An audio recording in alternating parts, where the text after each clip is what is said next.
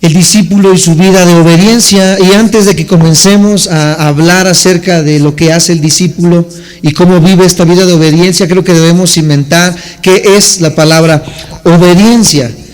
Apunta ahí en tu libreta, la palabra obediencia es la sumisión de mi voluntad. La palabra obediencia es la sumisión de mi voluntad a la voluntad de Dios. Es la sumisión de mi voluntad a la voluntad de Dios en cada uno de los aspectos de mi vida.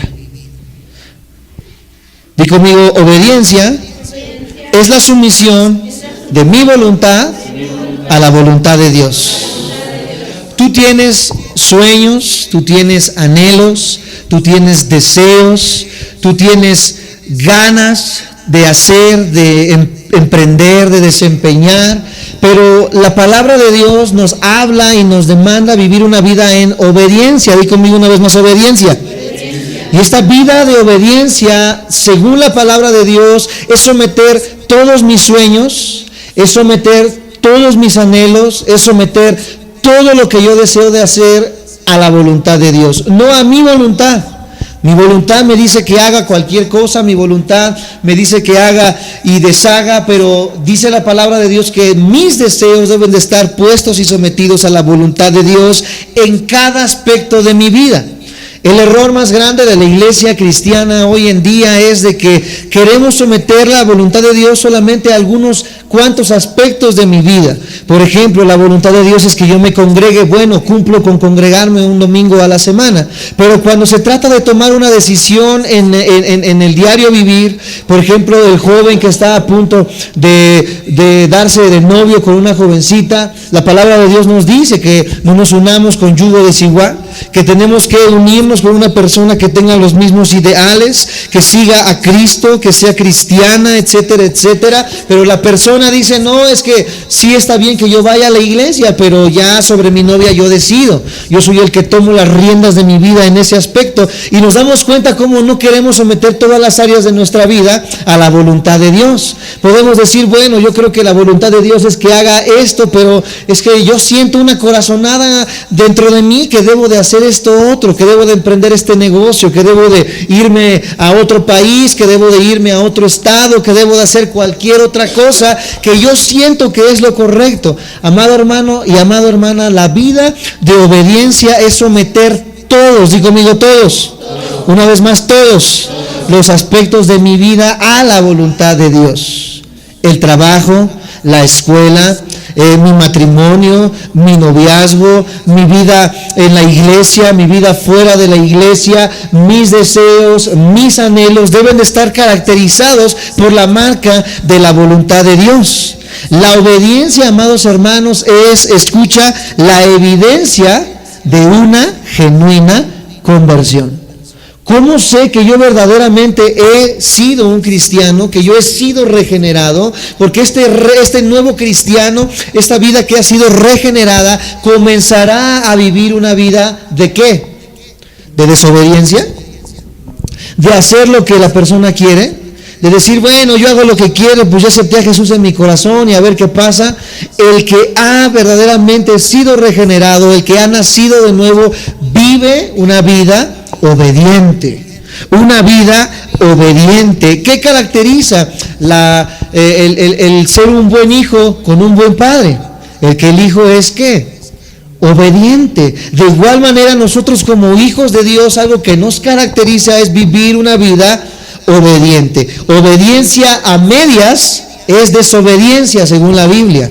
El discípulo, amados santos de Dios, tiene que vivir entonces una vida de obediencia.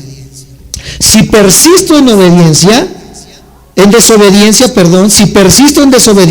eso pone en tela de juicio mi salvación.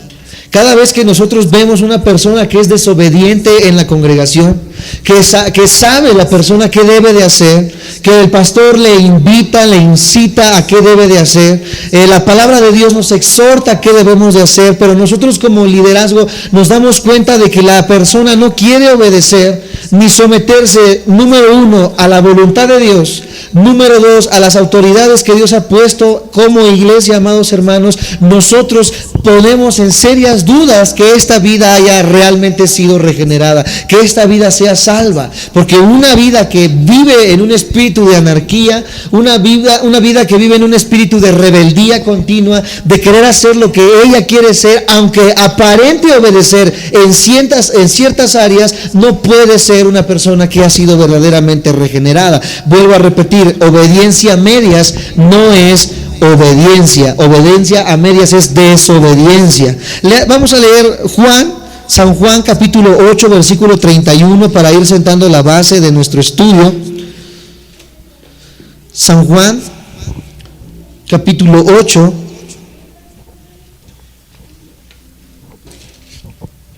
8 versículo 31. San Juan 8:31, cuando lo tengan me dicen amén. San Juan 8:31. Si por alguna razón no puedes encontrar o no traes Biblia, puedes sentarte con la persona que está junto a ti. Dice San Juan 8:31 de esta manera: dijo entonces Jesús a los judíos que habían creído, dijo conmigo, creído en Él: si vosotros, subrayan tu Biblia, permaneciereis en mi palabra, seréis verdaderamente mis discípulos. Es importante que subrayes la palabra permaneciereis, porque es una palabra muy importante para aquellos que dicen que han creído, como estos judíos de los que está hablando el Evangelio de Juan. Dice que aquí estaba Cristo hablando con ellos y dice que les dijo: ustedes han creído en mí. Bueno, si vosotros permanecen en mi palabra, di conmigo, permanecen, seréis verdaderamente mi discípulo. ¿Cómo sé quién es un verdadero discípulo? Si una persona permanece. ¿Cómo sabemos que una persona es un verdadero discípulo? Cuando la persona permanece, cuando la persona está, cuando la persona busca. Y yo me di a la tarea de buscar en el original griego qué es la palabra permanece, y había dos palabras diferentes para la palabra permanecer, una en el versículo 31 y otra en el versículo 40. La primera palabra del versículo 31 es la palabra meno en el griego, apúntalo, meno. Y esta palabra significa morar, persistir y vivir. Morar, persistir o vivir. Entonces, conforme a esta traducción, vamos a darle nuevamente lectura. ¿Qué es lo que el Espíritu Santo nos dice? Bueno, aquellos que dicen, versículo 31, que han creído en Él, si ellos viven, si ellos moran, si ellos persisten, ¿en qué cosa? En la palabra. ¿Cómo sabemos que una persona verdaderamente es discípulo? Cuando la persona vive la palabra. Di conmigo, vive la palabra. Nos hemos topado en muchas ocasiones con personas que dicen creer en Jesús, pero que no viven la palabra. Que dicen amar a Jesús, pero que no moran en la palabra. Que dicen creer en las cosas que la Biblia dice, pero no persisten en la palabra. ¿Qué es persistir? Esta palabra persistir tiene una connotación tremenda. La palabra persistir es que a pesar de que te caes, te vuelves a levantar. De a pesar de que fallas, vuelves a intentar. Que a pesar de que perdiste, vuelves a intentar. Esto es la palabra persistir. Un ejemplo es una persona que pone un negocio y que a la semana no ve ningún fruto, y la persona dice: bueno, ya no voy a vender, ¿verdad? Voy a echar todo por la borda y la inversión ya que se vaya. Esa persona, ¿qué hizo? ¿O qué no hizo más bien? No persistió. Pero hay personas que persisten, que aunque la primera semana no hubo, la segunda semana no hubo, la tercera semana comienza a clientarse, y después de 1 año o 2 años el negocio tomó fuerzas. ¿Por qué? ¿Por qué? Persistió. porque permaneció. Quizás no funcionó en un lugar, dijo, bueno, voy a intentarlo en otro lugar, me voy a mover a otra avenida, me voy a mover a otro local, voy a mandar a hacer folletos, voy a mandar a hacer una lona, voy a mandar a hacer un audio de perifoneo para que anuncie lo que mi negocio hace. ¿Qué estoy haciendo? Pero si yo me pongo ahí, ¿verdad?, todo triste y digo, a ver, ¿quién me va a comprar? Ni las moscas se me van a parar. ¿Por qué? Porque no hay publicidad, porque no estoy invirtiendo, porque no estoy haciendo para que mi negocio tome fuerza. No estoy, ¿qué? Persistiendo. La Biblia nos manda a persistir. Una persona que dice, bueno, yo conocí a Jesús, pero no pasa nada. A la semana quiere que pase algo. Al mes quiere que pase algo, pero la Biblia dice que nosotros tenemos que comenzar a vivir una vida de paciencia y que aquel que comenzó la buena obra la va a terminar. Pero esta promesa solamente está vigente para aquellos que persisten. Número 1. Número 2, la palabra morar, ¿qué significa? Una persona viene y te visita, se queda contigo y se va. ¿Esa persona qué hizo? Entró y salió. No vive, no mora, sino que entró y salió. Muchas personas vienen a la iglesia, tocan la puerta, entran y dicen qué bonita está la alabanza, qué bonito se goza, qué bonito brincamos, qué bonito aplaudimos, sí, qué bonita estuvo la palabra, pero tantito escucha que otro le está diciendo ven, salen, se van y así viven de un lugar a otro, de una enseñanza a otra, porque no moran, porque no habitan, porque no persisten en aquel lugar donde Dios los ha colocado. La palabra morar significa estar de continuo, habitar. Cuando tú habitas y moras en una casa, bueno, si eres una persona ordenada y todo eso y que amas tu hogar lo vas a tener limpio, ¿verdad que sí? Lo vas a tener ordenado, vas a hacer lo posible para que ese hogar sea un hogar cómodo, porque ahí estás morando. Hay veces que vas de visita y bueno, está todo mal hecho y dices, bueno, una mala noche cualquiera lo pasa, alguna vez lo hemos dicho, pero no estás morando en ese lugar. Pero una persona que mora en su hogar es algo que ya es algo cómodo. ¿Por qué? Porque es un lugar donde él habita, es un lugar donde él se siente cómodo, es un lugar donde él desea y le gusta habitar. El cristiano que dice haber creído es una persona que mora en ese lugar a donde Dios lo ha llevado, es una persona que persiste en el llamamiento que Dios le ha hecho y es una persona que vive. Di conmigo, vive. Muchas personas aparentemente obedecen la palabra, pero no viven la palabra. Yo he visto a muchas personas que dicen, ¿verdad? Es que Pedro dice, la mujer no debe de tener el atavío de peinado ostentoso ni todo eso, ¿verdad? Y cumplen ciertamente de cierta manera la Biblia, pero parece que viven en santidad, parece que han creído, pero realmente no viven la palabra. Un ejemplo que ya he dado en alguna ocasión, que yo sé que ustedes recuerdan, ¿verdad? Una vez nos contaron de un hermano por allá muy lejos, en otra iglesia, porque en esta iglesia no pasa, gracias a Dios, pero en otra iglesia donde sí pasa, había un hermano que dice que él llegaba a la iglesia todos los días, que había servicio, y ahí en esa iglesia hay servicios todos los días, o sea que todos los días estaba en la iglesia, y todos los días en esta iglesia se acostumbra que hay un reclinatorio, un lugar donde las personas se hincan, se postran para orar, y era el primero que estaba sentado, hincado en el reclinatorio con su Biblia bajo el brazo, gritando y orando. Ay, tata, cuánto te amo. Tata, cuánto te quiero. Ay, mi tata, tú eres todo para mí. Hasta con ese respeto de decirle tata, y de verdad es algo real, no estamos inventando. Es una persona que así le decía a Dios cuando se hincaba y oraba.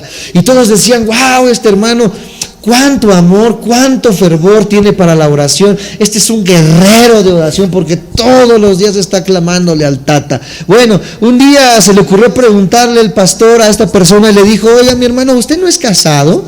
Nunca lo he visto con su esposa. Y dice el tata, bueno, el señor, híjole, no, es que sí soy casado, pero mi esposa es muy rebelde, mi esposa no quiere las cosas de Dios, mi esposa es una impía, incircuncisa, ¿verdad? Que le gusta vivir en la concupiscencia de la carne, aleluya. Y dice el hermano, hermano, pero bueno, usted siga orando por ella, que Dios va a hacer la obra. Pues pasaron meses, pasaron días, ¿verdad? Y este pastor se preocupó y dijo, bueno, ¿realmente esta mujer será tan mala que nunca acompaña a su esposo a la iglesia y se le ocurrió visitarla y se le ocurrió preguntarle, y cuando llega y comienza a platicar con ella le dice, es que su esposo nos ha contado esto, y dice que se queda así sorprendida y dice, sí, pero si este señor ni trabaja, ni me trae dinero a la casa, no me respeta, no me cumple, aquí en la casa me trata como me quiere tratar, me habla mal, etcétera, etcétera. En la iglesia sí bien tata, pero en la casa era totalmente otra persona. Hay un dicho muy conocido que es candil de la calle, oscuridad de su casa. Y ciertamente muchas personas que dicen obedecer a Dios, que dicen venir a la iglesia, y sí se ven muy bonitos vestidos con corbata, con falda larga y con su velo, y sí se ven muy bonitos, ¿verdad? El día domingo alzando las manos y todo, pero de nada sirve si tú no vives, di conmigo una vez más, vives la palabra. La vida de obediencia es vivir la palabra. Es que lo que tú has escuchado el día de hoy, que es vida llegando a tus oídos, que es vida entrando en tu espíritu, cuando sales de la iglesia es el momento en que tú vas a practicarla, y no solamente dentro de la iglesia. Mi papá estaba predicando hace 8 días, me parece, escuché que dice, sí fue hace 8 días, donde dice que hay niños que vienen aquí y que les gusta estar aquí, y le dice, ya cuando termina la reunión, dice el pastor, bueno, ya es hora de que se vayan. El niño dice, no me quiero ir. ¿Por qué? Porque aquí en la iglesia mi papá es diferente, pero cuando llegamos a la casa se convierte en otra persona. Y es que así hay muchas personas que vienen a la iglesia y aquí son muy amorosos, aquí abrazan, aquí dan la mano, aquí todo, pero cuando llegan a la casa todavía ni van llegando y ya vienen azotando la puerta. ¿Por qué? Porque el niño tiró el helado en el coche, porque la esposa no cerró la puerta como debería, porque esto, por aquello, y en la casa son completamente otras personas. Entonces estas personas, como dice la palabra, no han creído verdaderamente, porque si creyeran verdaderamente, permanecerían, morarían y vivirían ¿en qué? En la palabra. Una vez más dice, dijo entonces Jesús a los judíos que habían creído en él, si vosotros permaneciereis en mi palabra, seréis verdaderamente mis discípulos. Entonces, ¿cómo sé quién es un discípulo? Número 1, no por cómo viste, no por cómo habla, no por cómo se desempeña, donde lo puedo ver, sino porque él vive la palabra. Porque él vive lo que estudia, porque él vive, amados santos de Dios, lo que ha concebido de la palabra. De nada sirve tener un cúmulo muy grande de teología y de conocimientos si yo no vivo la palabra. En esta iglesia han pasado muchas personas que saben mucho, que conocen mucho la palabra, pero que no permanecieron, se fueron. Hace 3, 4 años nos pasó esto, amados hermanos. Se fueron y comenzaron a vivir una vida desapartada de Dios. ¿Por qué? Porque no permanecieron, porque nunca vivieron esta palabra. En el versículo 40 y en San Juan 8 hay otra palabra. Dice, pero ahora procuráis matarme, a mí, hombre que os he hablado la verdad, lo cual he oído de Dios. No hizo esto Abraham. Creo que me equivoqué en mi cita.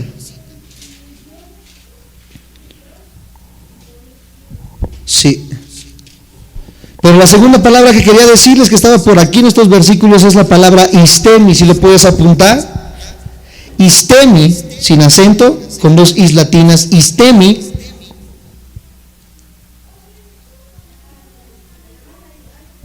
y esa palabra significa permanecer en pie.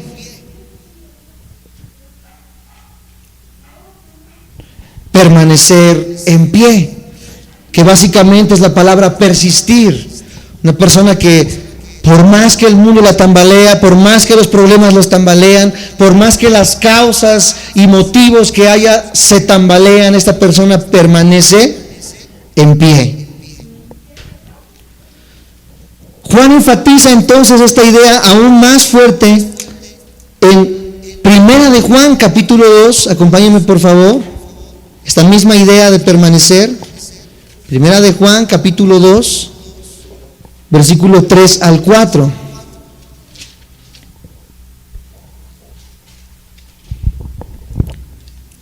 ¿Lo tienen? Me dicen amén. Dice, y en esto sabemos que nosotros le conocemos. En pocas palabras, en esto sabemos quién es cristiano, en esto sabemos quién es discípulo, en que nosotros le conocemos si guardamos, una vez más, guardamos sus mandamientos. ¿Cómo sé entonces quién es un cristiano? Porque guardo sus mandamientos. ¿Qué significa la palabra guardar en el original griego? La palabra guardar es la palabra tereo, con acento en la segunda E, tereo. Y aunque el apóstol Juan está tratando de enfatizar aquí lo que leímos en San Juan 8, aquí la palabra tereo en el griego, en San Juan, en primera de Juan capítulo 2 del 3 al 4, la palabra tereo no significa textualmente guardar, no significa textualmente permanecer, significa proteger. Apunta ahí, tereo significa proteger. No solamente permanecer como en San Juan 8, sino aquí la palabra literalmente significa proteger. Ok, vamos a leer nuevamente este versículo para entender. Dice, y en esto sabemos que nosotros le conocemos si protegemos sus mandamientos, si guardamos sus mandamientos. La palabra es proteger, ¿de qué? Bueno, el Espíritu Santo me dice que debo de proteger, es una palabra completamente diferente. Ya no es menos, ahora es tereo. Debo de proteger, ¿de qué? La palabra proteger nos dice que debemos proteger de pérdida o de daño. Apunta ahí, proteger de pérdida o de daño.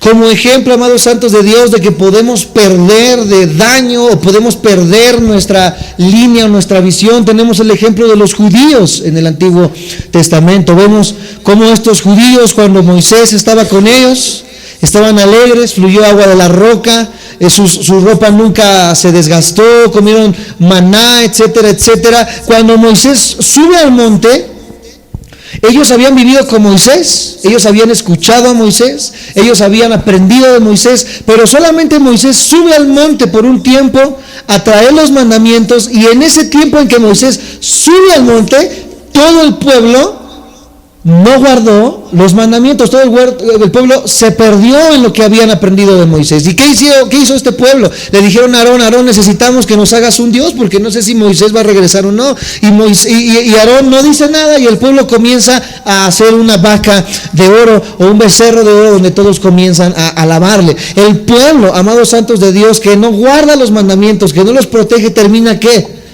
Perdiéndose, termina desviándose, termina creyendo en cualquier otra cosa, amados hermanos. El problema de hoy en día de los judaizantes modernos, a los cuales hoy me ha dado la tarea de donde quiera que los encuentro, trato de confrontarlos, que viven una vida completamente apartada del amor de Cristo. Estos judaizantes hoy en día, amados hermanos, solamente se concentran tanto en la teología, se concentran tanto en la enseñanza, como nos había platicado el hermano Fran, el pastor Fran, que se han olvidado de amar, que se han olvidado de ser tolerante con sus hermanos en la fe, que han creído que por seguir esta línea se perdieron en los mandamientos. ¿Cuáles son los 2 mandamientos en los que resumimos la ley en el Nuevo Testamento?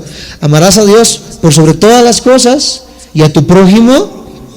Hoy en día, ¿verdad? El ser celoso de la sana doctrina ha convertido a muchos en dejar de amar a su prójimo como a sí mismo, sino que ahora, en vez de tratar de motivarlos y guiarlos hacia el amor y la vida en Cristo, lo que parece hacer es querer derrumbar y tirar a esa persona a todo lugar, porque hoy dicen, ¿verdad? Ya tengo el derecho de juzgar porque la Biblia lo dice, estás mal en esto y en esto y en esto y en esto, y no se han dado cuenta, como una vez publiqué en Facebook, que todos nosotros nos hemos equivocado, amados santos de Dios. Y cuando yo entiendo esto y que la palabra de Dios me exhorta a amar a las personas, sé que debo desmentir la mentira, paga la redundancia, pero tengo que amar a la persona y guiarla en este amor hacia el alumbramiento de Cristo Jesús. Cualquier persona, amados hermanos, que no viva la palabra va a terminar desviándose de ella, aunque la siga estudiando, aunque siga asistiendo a una iglesia, aunque siga creyendo que es cristiano. Toda persona que no guarda los mandamientos termina desviándose. He visto a muchos cristianos que dicen, bueno, es que la Biblia dice, escucha lo que dice la Biblia, es que la Biblia dice que Jesús multiplicó el agua y la hizo vino, Y también oí que Pablo le dice a Timoteo que usara vino para sus dolores estomacales. Y comienzan a decir, bueno, entonces si ellos tomaban vino, ¿yo por qué no me voy a echar mi Tony Bryan? ¿Verdad? Y desvirtúan la palabra. Y lo han hecho ahora un dogma de fe. Sí, no se congregan, sí, no buscan, pero eso sí lo hacen.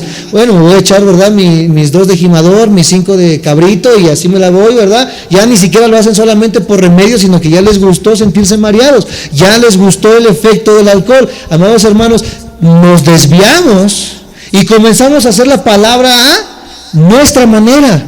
Y comenzamos a hacer la palabra a nuestros pensamientos. Comenzamos a adecuar la palabra a lo que a mí me conviene y no a la voluntad y al sometimiento de la voluntad de Dios. Y así hay muchas cosas que parecen ridículas y risibles, pero realmente se viven hoy en la iglesia cristiana. Cosas tan tontas que la gente ha llevado de la palabra para hacer un pretexto de su manera de vivir. ¿Por qué? Porque se desviaron, porque no protegieron la palabra, porque no se sometieron a la voluntad de Dios. Juan también dice, amados santos de Dios, que debemos entonces ¿qué? Guardar sus mandamientos. Aunado a esto, Cristo dice que el verdadero discípulo permanece, que es igual a obedece. Ya vimos que Juan dice que guarda, pero Cristo dice que permanezcamos. Esto es igual a obedece. En un sentido guardar, pero en otro sentido en permanecer en la palabra. Entonces, resumimos, la falta de obediencia implica también que aún no he muerto a mí mismo, que no he muerto a mis deseos, que no he muerto a lo que yo soy. Yo quiero lo que quiero, cuando yo lo quiero y como yo lo quiero. No lo decimos con ese lenguaje quizás, sino que racionalizamos nuestros pensamientos y adecuamos la palabra para que no se vea tan mal cuando yo haga las cosas. Bueno, tengo mi amante, pero la Biblia dice que todos caemos. Sí, hasta 7 veces. Yo apenas voy por la 5ª. Adecuamos la palabra y tratamos de racionalizar y decir, bueno, yo creo entonces, pues quizás es así. Así de ridículo está viviendo hoy en día, amados santos de Dios, el cristiano. Santiago 1:22. Acompáñame a Santiago 1:22.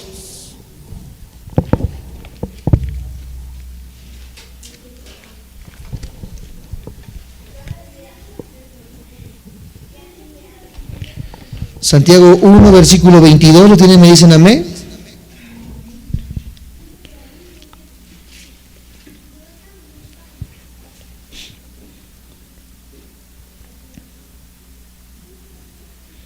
Dice de esta manera Santiago 1:22, pero sed hacedores de la palabra y no tan solamente oidores, engañándoos a vosotros mismos. Una persona que es oidora, que viene y escucha nada más por calmar su conciencia, etcétera, etcétera, dice la palabra que se engaña a sí mismo, que se hace mentiroso a sí mismo, amados hermanos. Pero la Biblia nos exhorta entonces a ser hacedores y no solamente oidores. Santiago 2:22, hay un capítulo adelante, Santiago 2:22, ya habían cerrado su Biblia. 2:22 dice de esta manera, ¿no ves que la fe actuó juntamente con sus obras y que la fe se perfeccionó por las obras? Ahí está el ser hacedores. Cuando nosotros decimos creer, o sea, tener fe, y no somos hacedores, o sea, no hacemos las obras que la fe conlleva, amados santos de Dios, no hemos crecido ni 1 centímetro en el caminar con Cristo, aunque llevemos 30 años de ser cristiano. Un árbol frutal, por ejemplo, no llega a su meta. ¿Cuál es la meta de un árbol frutal? Dar fruto.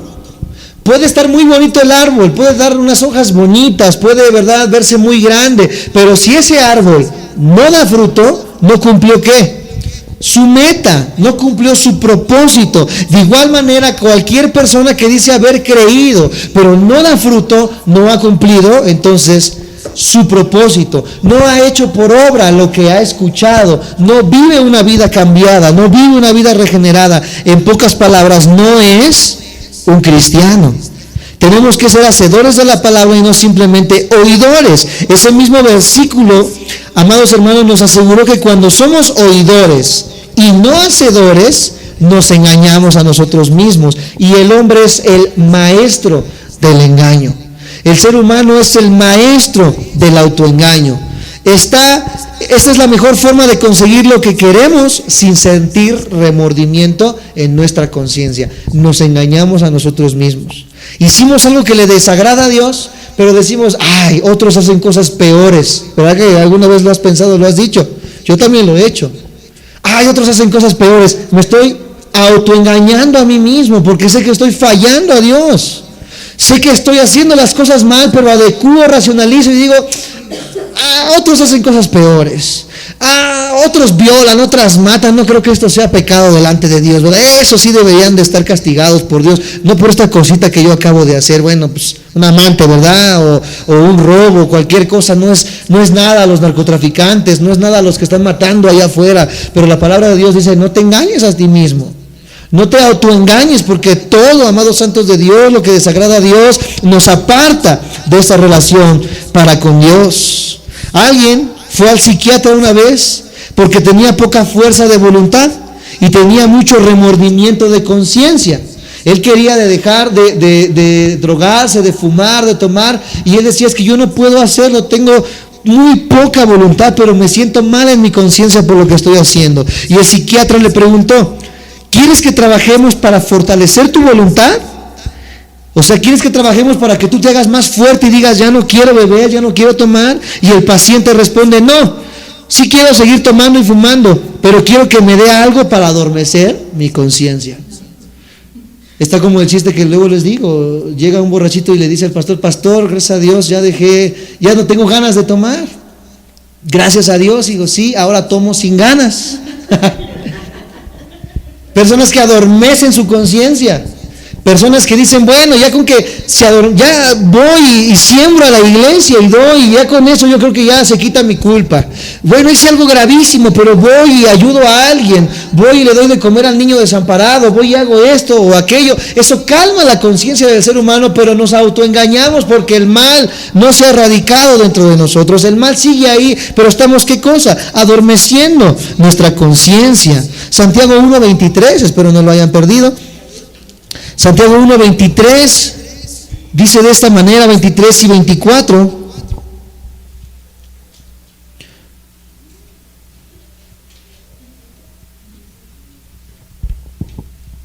Y se cumplió la escritura que dice, Abraham creyó a Dios y le fue contado por justicia y fue llamado amigo de Dios. Pero ¿qué pasó entonces? Vosotros veis pues que el hombre es justificado por las obras y no solamente por la fe. Santiago nos llama a mirarnos en un espejo, y este espejo es la palabra. Santiago 1:23 y 24. Este espejo es la palabra para evitar el autoengaño. Dice, mírate y ve que no solamente es decir creer, sino que somos justificados también por las obras a través de la fe. La gente quiere adormecer su conciencia asistiendo a la iglesia, perteneciendo a una denominación, engañándose con movimientos de moda, pero no quiere obedecer. Sí, ahora estoy en el grupo de jóvenes, ya me metí al grupo de alabanza, ya estoy en los panderos, ya estoy en la iglesia, ya voy con Armando Alducin, ya voy con este señor Chuy Olivares, ya voy con cualquier otra denominación, y creemos que eso ya nos pone un escalón arriba, amados hermanos, pero solamente nos autoengañamos. No importa la iglesia que vayas, no importa el pastor que sigas, no importa que el mismo Cristo sea el que te está predicando, si tú no obedeces, de nada sirve. Si tú no obedeces, de nada sirve. La bendición no está en oír la palabra. Escucha, hay muchos que dicen, yo voy a la iglesia y salgo bien bendecido. La bendición no está solamente en oír la palabra. La bendición está en obedecerla. Ahí es donde está la bendición. No solamente en escuchar lo que están predicando, sino que es vivir lo que se está escuchando. Apocalipsis 1:3, acompáñenme por favor. Apocalipsis capítulo 1, versículo 3.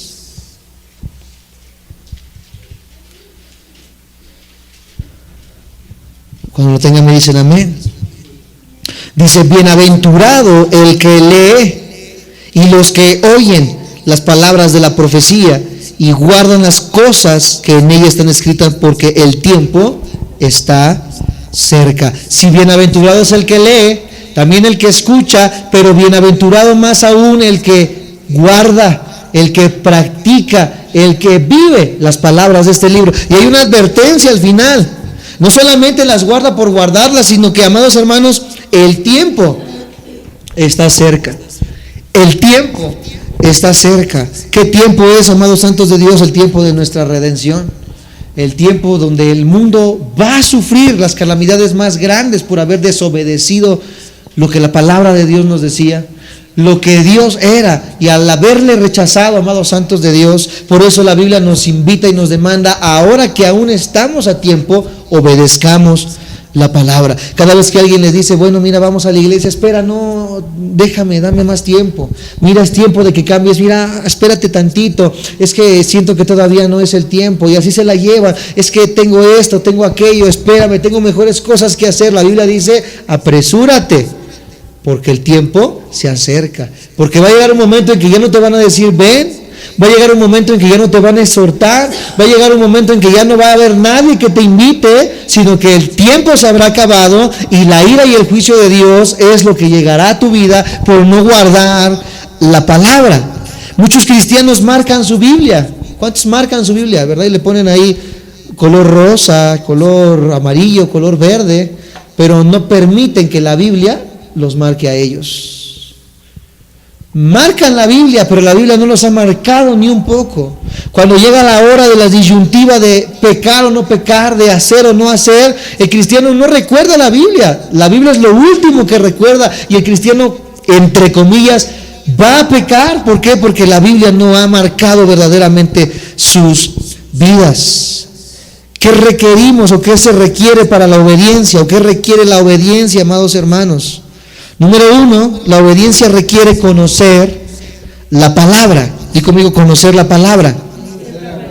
Es el punto más superficial. Imagínate que vamos a partir un iceberg. Un iceberg, tú ves que el iceberg sale la punta solamente por el mar, pero adentro del mar hay una columna enorme de hielo. Eso es un iceberg. Entonces, conocer la palabra es lo que está hasta arriba, es la punta del iceberg. No puedo obedecer lo que no conozco, ¿verdad que sí?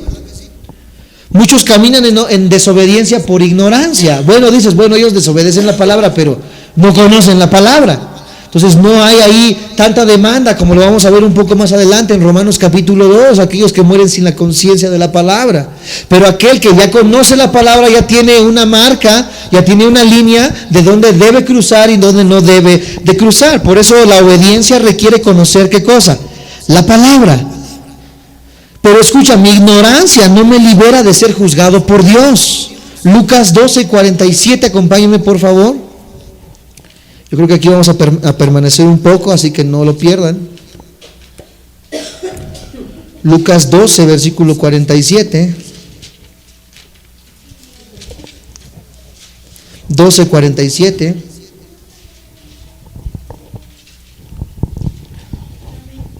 Y esta palabra va para todos los cristianos y más los que nos ven por internet, que defienden la sana doctrina, que realmente buscan la verdad, pero que se han desviado verdaderamente en la palabra. Dice aquí Lucas 12:47, aquel siervo que conociendo, di conmigo, conociendo la voluntad de su Señor, no se preparó, ni hizo conforme su voluntad, recibirá muchos.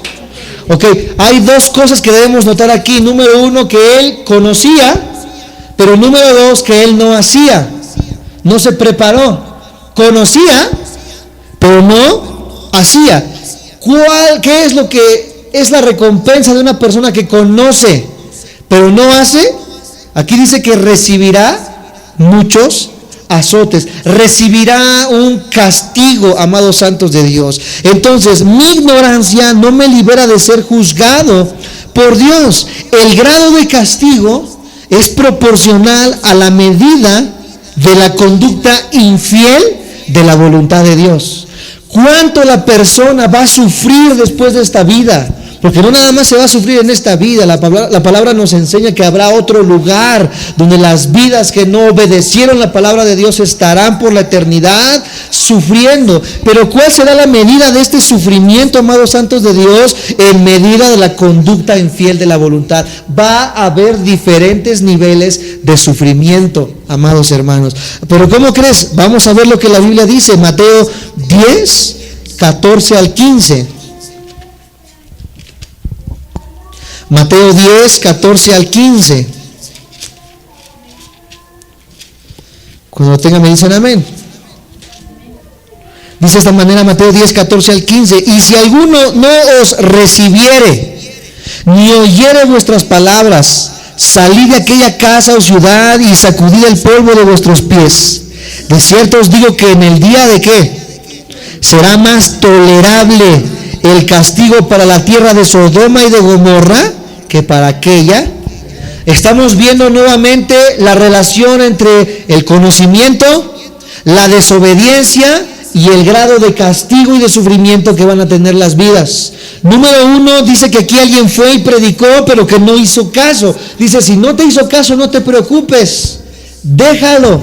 Pero algo sí te digo, que estas personas que ya saben, que ya conocen, que ya han sido alumbradas, en el día del juicio, las personas que desobedecieron ese conocimiento, va a ser más fácil de soportar lo que sufrió Sodoma y Gomorra. ¿Cómo fue destruido Sodoma y Gomorra? Con fuego. Murieron quemadas, murieron calcinadas. Dice que va a ser más tolerable eso que el castigo que vendrá para aquellos que sabiendo no obedecieron.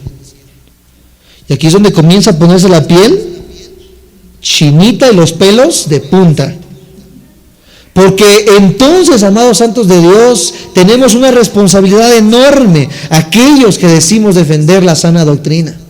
Aquellos que desde sus hogares agarran la computadora y en la computadora ven al apostolólogo de moda y le empiezan a escribir: eres un pecador, eres un incircunciso, eres un hijo del diablo, te vas a quemar en leña verde, pecador. Pero esta vida que conoce y que dice pero que no vive ni obedece, será las personas que tendrán un mayor o una mayor cantidad de castigo. Veamos otra evidencia de esto, ahí mismo en Mateo capítulo 11.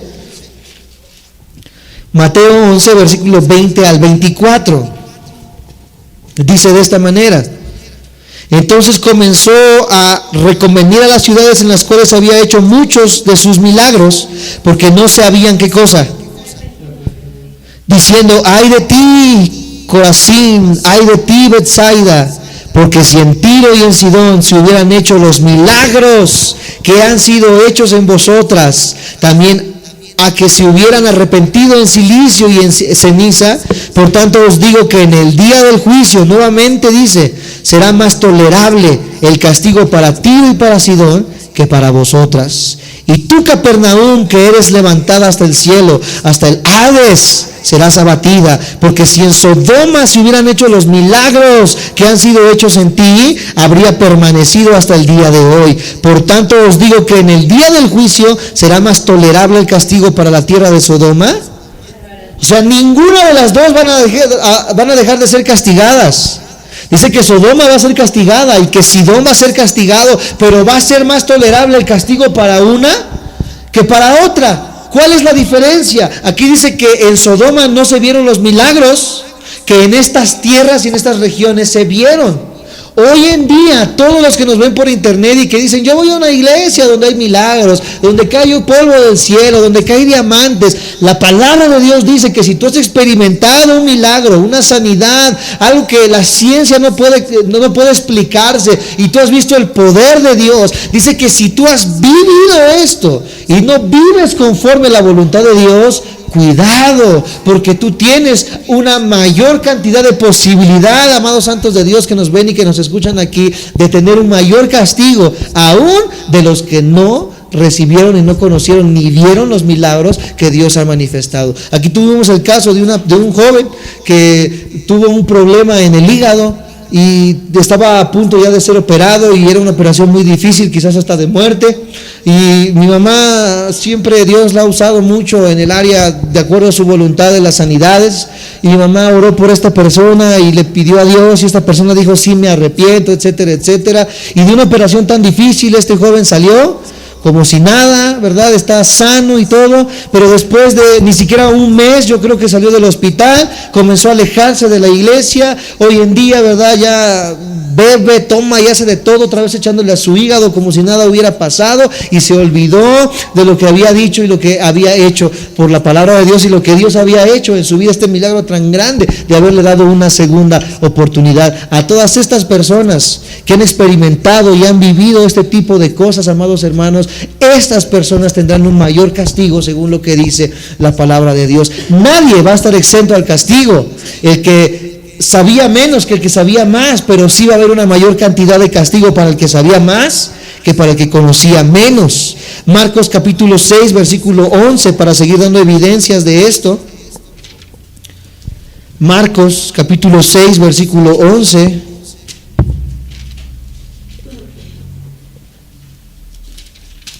Lo tienen, me dicen amén.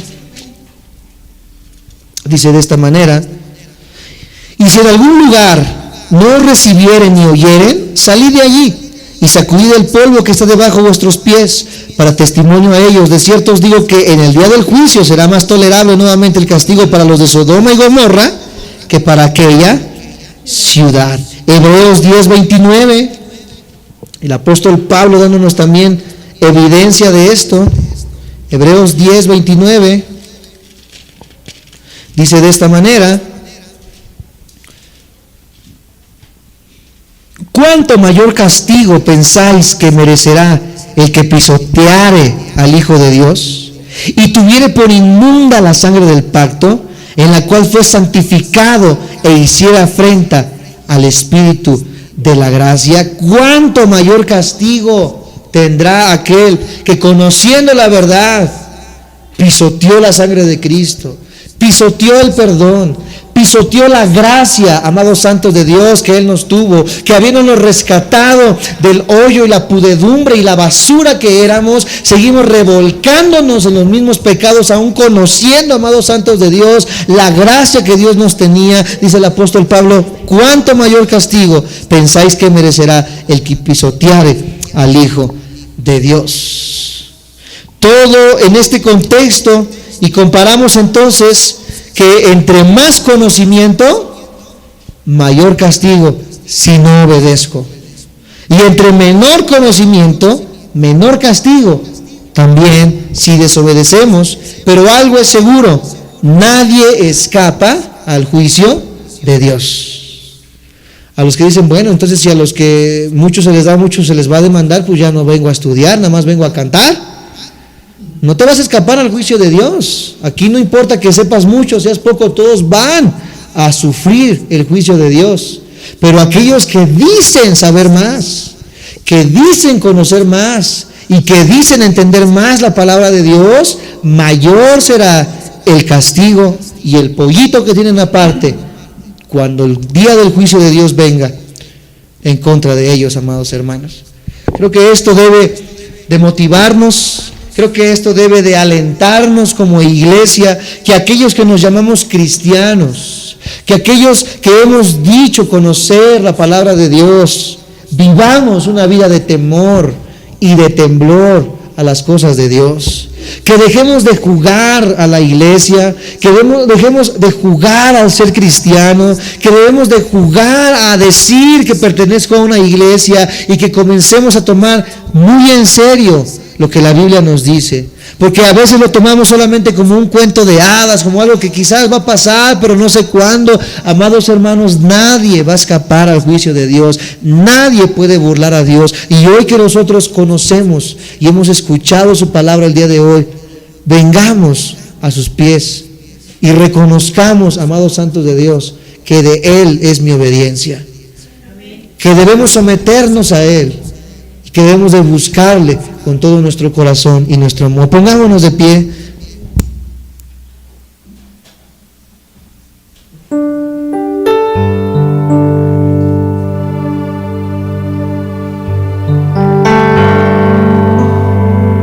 así puestos de pie vamos a cerrar nuestros ojos.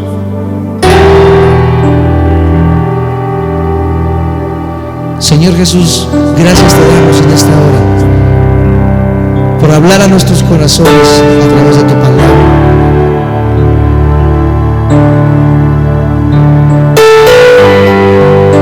Muchos de nosotros, Señor, hemos vivido una vida doble, o quizás solamente una vida tibia y apartada. Ya habiendo conocido tu palabra, Señor, no la hemos cumplido. Muchos viven pisoteando el nombre de Cristo, pisoteando la sangre de Cristo.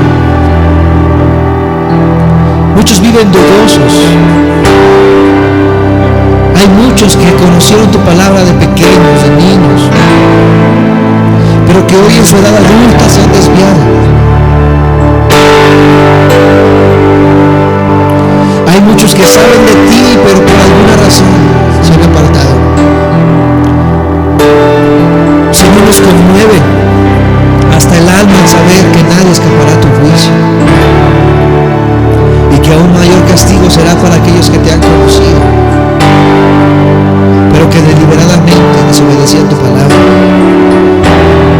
Por eso hoy en esta mañana clamamos como iglesia y pedimos, Señor,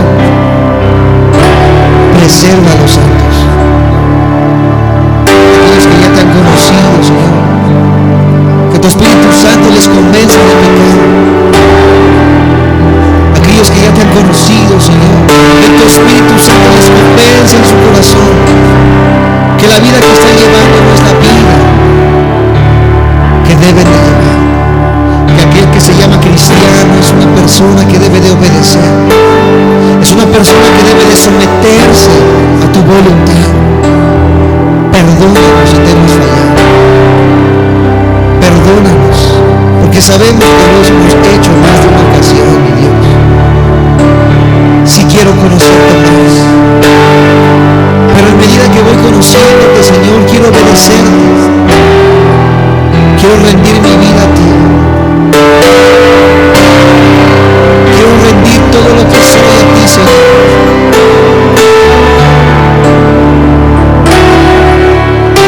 No quiero vivir conforme a mis ideas, no quiero vivir conforme a mis pensamientos, no quiero vivir conforme a mis preceptos, sino que tu palabra me ilumine cada día, siendo yo sometido a tu voluntad. Usa mi vida, Señor, cada día, que tu Espíritu Santo sature mi pensamiento con tu palabra, y que como cristiano cada día obedezca más y más, sometiéndome a tus preceptos, Señor. Gracias te damos por lo bueno que eres. Te damos a ti la gloria y la alabanza en el precioso nombre de Cristo Jesús. Amén. Dale un fuerte aplauso. Aleluya, Señor. Gracias te damos, Jesús.